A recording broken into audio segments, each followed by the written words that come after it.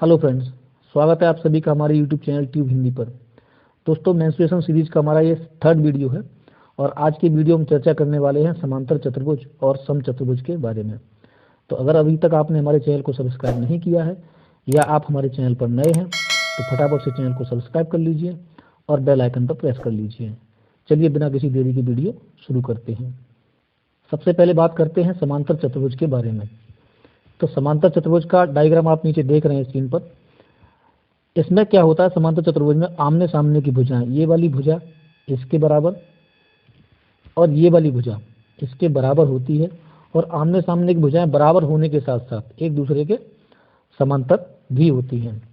अब समांतर चतुर्भुज के क्षेत्रफल का सूत्र आपके सामने लिखा हुआ है। इसमें होता क्या है कि हमको क्षेत्रफल निकालने के लिए उसके आधार और ऊंचाई का क्या करना होता है, आपस में गुणा कर देना होता है।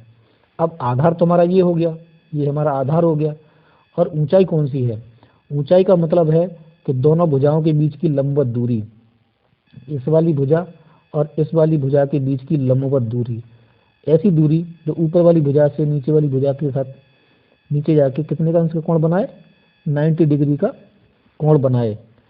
तो ये दूरी हमारी कहलाती है लंबवत दूरी। और यहाँ ऊंचाई का मतलब लंबवत दूरी से ही है।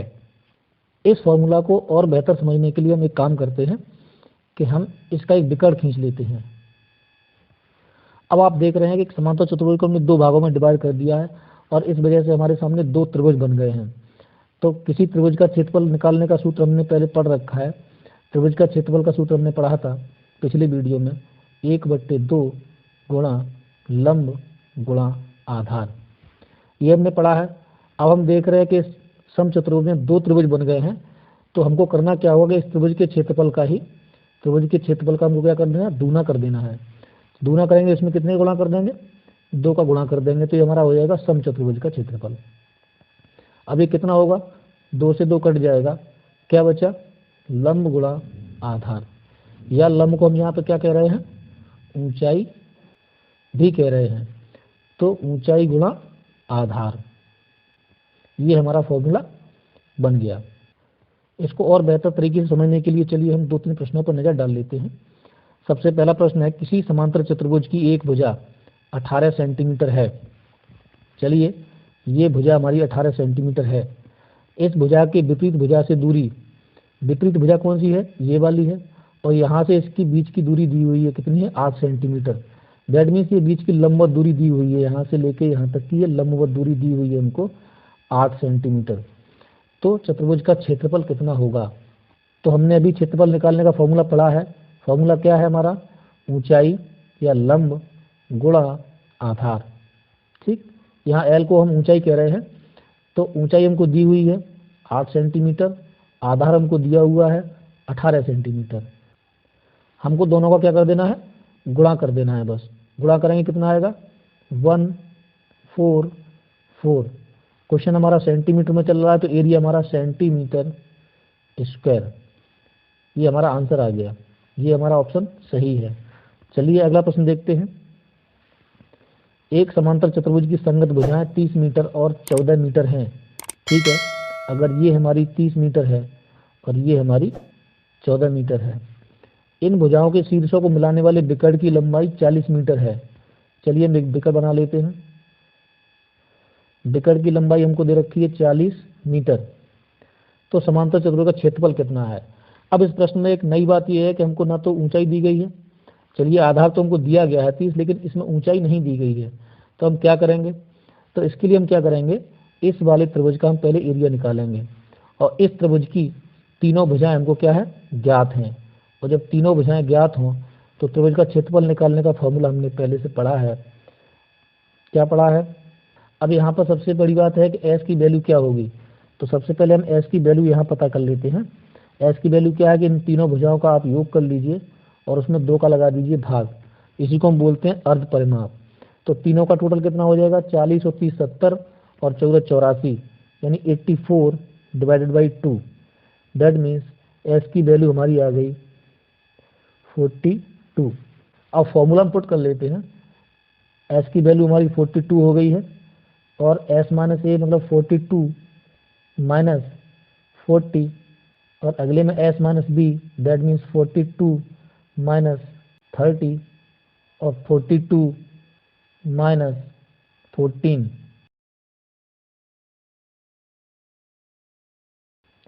इसकी वैल्यू हमारी आ गई है 168। क्वेश्चन हमारा मीटर में चल रहा है तो एरिया हमारा आएगा मीटर स्क्वायर में। अब ये हमारा क्या निकल आया है, इस वाले त्रिभुज का हमारा क्षेत्रफल निकल के आया है। अगर हम पूरे चतुर्भुज का समांतर चतुर्भुज का क्षेत्रफल निकालना चाहें तो क्या करेंगे, इस त्रिभुज के क्षेत्रफल का क्या कर देंगे, डबल कर देंगे, क्योंकि इसमें दो बराबर के त्रिभुज शामिल हैं। तो डबल कर दीजिए, 2 गुणा 168 इज इक्वल टू, आंसर हमारा आया 336 मीटर स्क्वायर। यानी पूरे समांतर चतुर्भुज का क्षेत्रफल हमने पता कर लिया, कितना आया, 336 वर्ग मीटर। चलिए अगला प्रश्न देख लेते हैं। एक समांतर चतुर्भुज का आधार इसकी ऊंचाई का तिगुना है। अगर हमारा आधार और ऊंचाई का रेशियो देखें तो अगर ऊंचाई हमारी x है तो आधार हमारा कितना है, 3x। ये प्रश्न में हमको दिया गया है। यदि इसका क्षेत्रफल 108 वर्ग सेंटीमीटर हो तो क्षेत्रफल निकालने का फॉर्मूला हमने अभी देखा है, क्या है, ऊंचाई गुणा आधार। चलिए सबकी वैल्यू पुट कर देते हैं। एरिया हमको दिया हुआ 108, ऊंचाई हमको दी हुई है x और आधार हमको दिया हुआ 3x। दैट मीन्स ये हो गया हमारा 3x square is equal to 108। X square की वैल्यू अगर पता करना चाहें तो हमारा आएगा 36। एक्स की वैल्यू कितनी हो जाएगी हमारा, 6। हमको पूछा क्या गया है, इसका आधार और ऊंचाई बता दीजिए। तो एक्स की वैल्यू जो आपने निकाली है वो ऊंचाई में और आधार में पुट कर दीजिए। तो ऊंचाई हमारी हो जाएगी 6 और आधार हमारा हो जाएगा 3x। दैट मीन्स x में 3 का गुणा, दैट मीन्स 18। दोनों आंसर हमको सेंटीमीटर में देने हैं क्योंकि क्वेश्चन हमारा सेंटीमीटर में है। चलिए अगला टॉपिक देखते हैं। अगला टॉपिक है हमारा समचतुर्भुज। नीचे एक डायग्राम बना हुआ है, आप देख सकते हैं। समचतुर्भुज में क्या होता है कि चारों भुजाएं कैसी होती हैं, बराबर होती हैं और आमने सामने की भुजाएं एक दूसरे के समांतर होती हैं। समचतुर्भुज के क्षेत्रफल का सूत्र हमारे सामने लिखा हुआ है 1/2 और विकर्णों का गुणनफल, यानी दोनों विकर्णों का गुणनफल कर दीजिए, उसका आधा कर लीजिए। दोनों विकर्ण हमारे कौन से होंगे, ये होगा और ये होगा। दोनों विकर्णों का गुणनफल कीजिए और उसका आधा कर दीजिए। अब सबसे इम्पोर्टेंट बात यह है कि जब ये दोनों विकर्ण हम खींचते हैं तो यहाँ पर देखिए लिखा है कि दोनों विकर्ण एक दूसरे को ये यहाँ पर 90 अंश पे काटते हैं। ये चारों जगह कितना कितना अंश का कोण बनेगा, 90 अंश पे। इसका मतलब ये हुआ कि अगर आवश्यकता पड़ी तो हम किसी एक त्रिभुज में, इतने त्रिभुज में हम पाइथागोरस प्रमेय का भी इस्तेमाल कर सकते हैं और इतने त्रिभुज में भी पाइथागोरस प्रमेय का इस्तेमाल कर सकते हैं। ये चारों त्रिभुज हमारे कैसे बनेंगे, समकोण त्रिभुज बनेंगे। और यकीन मानिए कि एग्जाम में जब भी समचतुर्भुज से प्रश्न पूछा जाएगा तो सीधा प्रश्न आपसे कभी नहीं पूछेगा। सीधे का मतलब आपको दोनों विकर्ण नहीं दे देगा जिससे कि आप सीधा गुणा करके निकाल दें। आपको क्या करेगा, एक विकर्ण दे देगा और एक विकर्ण आपसे छुपा लेगा, और उस विकर्ण को पता करने के लिए हमको कहीं ना कहीं इस वाली चीज़ की आवश्यकता पड़ेगी, यानी कि पाइथागोरस प्रमेय का हमको इस्तेमाल करना ही पड़ेगा। चलिए एक दो प्रश्नों को देख लेते हैं। एक समचतुर्भुज का क्षेत्रफल 144 वर्ग सेंटीमीटर है। इसके एक विकर्ण की लंबाई 18 सेंटीमीटर है, दूसरे विकर्ण की लंबाई कितनी होगी। हमने समचतुर्भुज के क्षेत्रफल का भी फॉर्मूला देखा है, वो क्या है हमारा 1/2 और दोनों विकर्णों का गुणनफल। अगर हमारा ये वाला विकर्ण D1 है और ये वाला हमारा विकर्ण D2 है तो हम इस फॉर्मूला को कुछ इस तरीके से लिख सकते हैं। अब हमको इसका एरिया दिया हुआ है 144, एरिया दिया हुआ है इज इक्वल टू 1/2। एक विकर्ण हमको दिया हुआ है 18 और दूसरे विकर्ण की वैल्यू हमको पता करनी है। कैलकुलेट कर लीजिए। तो D2 की वैल्यू हमारी कितनी आ जाएगी, D2 की वैल्यू हमारी आएगी 16 और ये आंसर हमारा आएगा सेंटीमीटर में। ये वाला विकल्प हमारा सही है। चलिए अगला प्रश्न देखते हैं। एक समचतुर्भुज के एक विकर्ण की लंबाई दूसरे विकर्ण की लंबाई का 80% है। चलिए इसको हम ऐसे समझते हैं कि अगर एक विकर्ण हमारा मान लीजिए D1 की वैल्यू हमारी कितनी है, x है, और दूसरा विकर्ण हमारा जो है वो पहले वाले विकर्ण का 80% है, 80% का मतलब 80x/100। इसको थोड़ा छोटा करें तो हमारा हो जाएगा 4x/5। अब हम क्या करते हैं, समचतुर्भुज का एरिया निकाल लेते हैं। समचतुर्भुज का एरिया निकालने का सूत्र हमारा क्या है, 1/2 और d1 गुणा d2, d1 गुणा d2। d1 की वैल्यू हमारी ये है, ये हमारी d1 की वैल्यू है, और ये हमारी d2 की वैल्यू है, ये हमारी d2 की वैल्यू है। दोनों वैल्यू पुट कर दीजिए। 1/2 d1 की वैल्यू हमारी x है और d2 की वैल्यू हमारी 4x/5 है। इस 2 से इसको 2 बार हम काट सकते हैं। आंसर कितना आया, 2/5x²। एक बार प्रश्न पर नजर डालिए, यहाँ पूछ रहा है कि तो चतुर्भुज का क्षेत्रफल यानी समचतुर्भुज का क्षेत्रफल जो है वो बड़े विकर्ण के वर्ग का कितने गुना होगा। अब बड़ा विकर्ण है कितना हमारा, बड़ा विकर्ण हमारा कितना है, x है। बड़ा विकर्ण हमने कितना माना था, ये हमने x माना था। और तो इसका बड़े विकर्ण का वर्ग कितना होगा, x² होगा। देखिए वही तो निकल के आया है। और ये हमने क्या निकाला है टोटल, ये हमने निकाला है पूरे समचतुर्भुज का क्षेत्रफल। तो समचतुर्भुज का क्षेत्रफल, यहाँ देखिए समचतुर्भुज का जो क्षेत्रफल है तो बड़े विकर्ण के वर्ग का कितने गुना आया है, 2/5 गुना आया है। दैट मीन्स हमारा ये वाला ऑप्शन सही है। चलिए इसको और एक सिंपल तरीके से हम देखते हैं। दूसरा तरीका ये हो सकता है कि अगर हम बड़े वाले विकर्ण को किसी बीजगणितीय पद न मान के हम इसको 100 मान लेते हैं, यानी d1 की वैल्यू हम कितनी मान लेते हैं, d1 को हम मान लेते हैं 100। तब दूसरा वाला विकर्ण कितना होगा, दूसरा वाला विकर्ण पहले वाले विकर्ण का 80% है। दैट मीन्स d2 की वैल्यू हमारी हो जाएगी 80। ठीक है।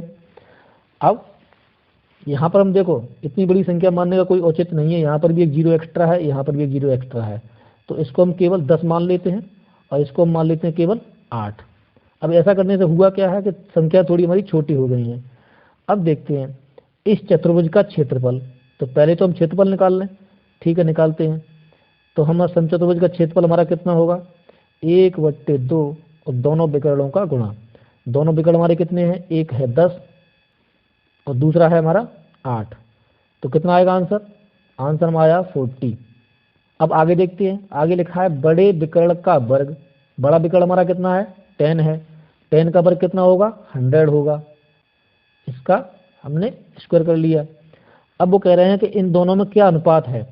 अनुपात अगर निकालना चाहें तो ऊपर हम रखेंगे त्रिभुज का क्षेत्रफल। त्रिभुज का क्षेत्रफल हमने रख लिया 40। नीचे रखेंगे बड़े विकर्ण का वर्ग। बड़े विकर्ण का वर्ग हमारा 100/100। इसको हल करिए तो 20 से कट जाएगा, 20 दूना 40, 20 पना 100। दैट मीन्स आंसर हमारा आया 2/5। ये वाला ऑप्शन हमारा सही है। तो हमने दूसरे तरीके से भी देख लिया। एक तो बीजगणितीय पदों को हमने हल करके देखा, उसके बाद हमने केवल 100 और 80 को मान के करके देख लिया। तो ऐसे भी हमारा आंसर कितना आ रहा है, 2/5 आ रहा है। चलिए अगला प्रश्न देखते हैं। एक समचतुर्भुज की एक भुजा 5 सेंटीमीटर है। अब एक भुजा क्या, समचतुर्भुज की सभी भुजाएं बराबर होती हैं तो सभी कितनी कितनी होंगी, 5-5 की हो जाएंगी। अब एक विकर्ण 8 सेंटीमीटर है। मान लीजिए ये वाला विकर्ण हमारा कितना है, 8 सेंटीमीटर है। अब जब दोनों विकर्ण हम यहाँ पे ड्रॉ करते हैं, ये हमारा 4 होगा, ये हमारा 4 होगा, क्योंकि दोनों विकर्ण एक दूसरे को क्या करते हैं, समद्विभाजित करते हैं, एक दूसरे को आधा आधा कर देते हैं। अब इसका क्षेत्रफल क्या होगा। अब क्षेत्रफल निकालने के लिए हमने फॉर्मूला पढ़ा है कि दोनों विकर्णों को हमको गुणा करके उसका आधा करना होता है। अब जब तक हमको ये दूसरा वाला विकर्ण पता नहीं लगेगा तब तक हम इसका एरिया पता नहीं कर सकते हैं। अब इस विकर्ण को पता करने के लिए सबसे पहले हमको क्या करना चाहिए, सबसे पहले हमें इतनी वैल्यू पता कर लें। तो इतने त्रिभुज को आप उठाइए, यहाँ ये 90 डिग्री का कोण बनता है, ये हम पहले बता चुके हैं। पाइथागोरस प्रमेय की सहायता से आप इस दूरी को पता कर लीजिए। तो इसमें क्या होगा, कर्ण का वर्ग 25 बराबर लंब का वर्ग धन आधार का वर्ग। आधार क्या हुआ हमारा, x²। मान लीजिए इसको हमने x मान लिया है, ठीक है। तो x² = कितना आएगा, 16 आप इधर माइनस कर दीजिए तो आएगा 9। तो x की वैल्यू हमारी कितनी आ जाएगी, 3 आ जाएगी। d2 की वैल्यू कितनी आएगी, 3 का डबल कर देंगे, 6 आ गई। अब दोनों विकर्ण हमारे पास हैं, एक विकर्ण हमने अभी पता किया है और दूसरा विकर्ण हमको प्रश्न में दिया गया है। अब हमको एरिया निकाल देना है समचतुर्भुज का। तो क्या करेंगे, 1/2 और दोनों विकर्णों का गुणनफल, यानी 8 गुणा 6 हल करेंगे तो कितना आएगा 24। क्वेश्चन हमारा सेंटीमीटर में है तो आंसर हमारा सेंटीमीटर स्क्वायर में आएगा, क्योंकि एरिया निकाल रहे हैं। हमारा कौन सा विकल्प सही है, ये वाला ऑप्शन हमारा सही है। चलिए अगला प्रश्न देखते हैं। एक समचतुर्भुज की प्रत्येक भुजा 20 सेंटीमीटर है। चलिए अगर ये 20 है तो ये 20 है, सभी भुजाएं 20-20 की हो गई। इसके एक विकर्ण की लंबाई 24 सेंटीमीटर है। चलिए मान लीजिए ये हमारा विकर्ण है, इसकी लंबाई कितनी है, 24 सेंटीमीटर है। तो दूसरा वाला विकर्ण जो इसको जाएगा वो 2 भागों में बांट देगा। 24 का मतलब इधर हमारी रह जाएगी 12 और इधर हमारी रह जाएगी 12। अब इस समचतुर्भुज का क्षेत्रफल हमको निकालना है। ठीक वैसा ही प्रश्न है जैसा कि अभी हमने देखा था। तो हमको क्या करना है, पहले इस भुजा को पता कर लेना है पाइथागोरस प्रमेय की सहायता से। तो हम क्या करेंगे, इतने त्रिभुज में हम पाइथागोरस प्रमेय लगाएंगे। तो ये हमारा क्या बन जाएगा, कर्ण बन जाएगा। तो कर्ण का वर्ग इज इक्वल टू लंब का वर्ग प्लस आधार का वर्ग, इसको हम क्या मान लेते हैं यहाँ पर x मान लेते हैं। तो एक्स स्क्वायर की वैल्यू हमारी आ जाएगी, आप इसको माइनस करेंगे तो आएगा 256। तो x की वैल्यू हमारी कितनी आ गई, इसका वर्गमूल लेंगे तो हमारा आ जाएगा 16। x की वैल्यू में 16 पता लग गई है। तो 16 हमारा कितना है, 16 हमारा केवल इतना निकला है। तो पूरा निकालने के लिए हम क्या करेंगे, 16 का डबल कर देंगे तो हमारी d2 की वैल्यू हमें पता लग जाएगी, यानी दूसरा विकर्ण हमको पता लग जाएगा, कितना आएगा 32।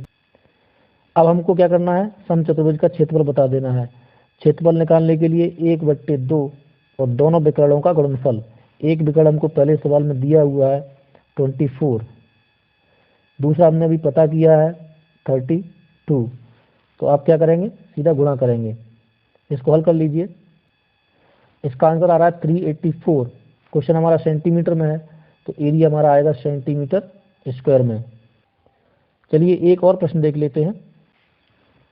एक समचतुर्भुज का क्षेत्रफल एक ऐसे त्रिभुज के क्षेत्रफल के बराबर है। चलिए एक हम त्रिभुज बना लेते हैं, और प्रश्न में कहने का मतलब है कि एक त्रिभुज है और एक समचतुर्भुज है, दोनों का एरिया कैसा है, बराबर है। और त्रिभुज का आधार हमको दिया हुआ है, त्रिभुज की ऊंचाई दी गई है। तो इन दोनों की सहायता से हम त्रिभुज का क्या पता कर सकते हैं, एरिया पता कर सकते हैं। अब आप सबसे पहले ऐसा कभी मत करने बैठ जाइए कि आप इसको एरिया निकालने बैठ जाएं। एरिया निकालेंगे तो ये दोनों संख्याएं जो दी गई हैं दोनों पॉइंट में है और बड़ी संख्या है, इसका गुणा करने में आपको काफ़ी टाइम लग जाएगा। हमको अगर गुणा करना ही है तो क्वेश्चन के लास्ट में करेंगे। हम अभी करने क्या वाले हैं कि त्रिभुज के एरिया का जो फॉर्मूला है उसको हम इस्तेमाल करेंगे समचतुर्भुज के क्षेत्रफल की जगह पे। दैट मीन्स समचतुर्भुज का फॉर्मूला पड़ा है 1/2 d1 गुणा d2, ये हमने पढ़ा है। तो इसका यहाँ पर क्षेत्रफल की जगह पर हम इधर क्या लिख सकते हैं, 1/2 लंब गुणा आधार। प्रश्न में कहा गया है कि समचतुर्भुज का क्षेत्रफल त्रिभुज के क्षेत्रफल के क्या है, बराबर है। तो हम समचतुर्भुज के क्षेत्रफल के स्थान पर त्रिभुज का क्षेत्रफल का फॉर्मूला लगा दे रहे हैं, और ये हमारा फॉर्मूला इधर जैसे का तैसे चलाएंगे हम, 1/2 d1 गुणा d2। अब आप देखिए 1/2 इधर भी आ रहा है, 1/2 इधर भी आ रहा है। आप सब आप वैल्यू केवल पुट कर दीजिए, अपने आप आंसर आएगा। ऊंचाई हमको लंब की वैल्यू हमको दी हुई है, लंब हमारा कितना है 16.5। आधार हमको दिया हुआ है 24.8 इज इक्वल टू d1 की वैल्यू हमको पता है 22 और d2 की वैल्यू हमको पता करनी है।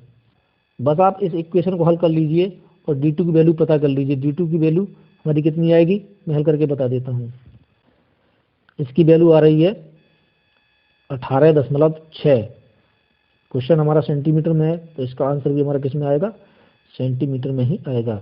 ये हमने इसकी वैल्यू पता कर ली। चलिए एक प्रश्न और देख लेते हैं। एक समचतुर्भुज का परिमाप 52 मीटर है। परिमाप का मतलब चारों भुजाओं का योग आपको 52 दिया हुआ है। दैट मीन्स सभी भुजाओं की लंबाई कितनी हो जाएगी, 13 हो जाएगी। ये 13, ये भी 13, ये भी 13। छोटा वाला विकर्ण हमको 10 दिया हुआ है। इसके बड़े विकर्ण की लंबाई कितनी है, ठीक है। तो हम क्या करने वाले हैं, बड़ा वाला विकर्ण भी खींच लेते हैं। और देखिए अगर ये 10 है तो फिर ये 5 होगा, ये भी 5 होगा। हमको इसकी वैल्यू पता कर लेनी है। पाइथागोरस प्रमेय की सहायता से इस वाले त्रिभुज में हम लगाएंगे फॉर्मूला। तो क्या होगा, कर्ण का वर्ग बराबर लंब का वर्ग धन, इसको हम x मान लेते हैं, आधार का वर्ग। तो एक्स स्क्वायर की वैल्यू हमारी कितनी आएगी 144। दैट मीन्स x की वैल्यू हमारी कितनी आएगी 12।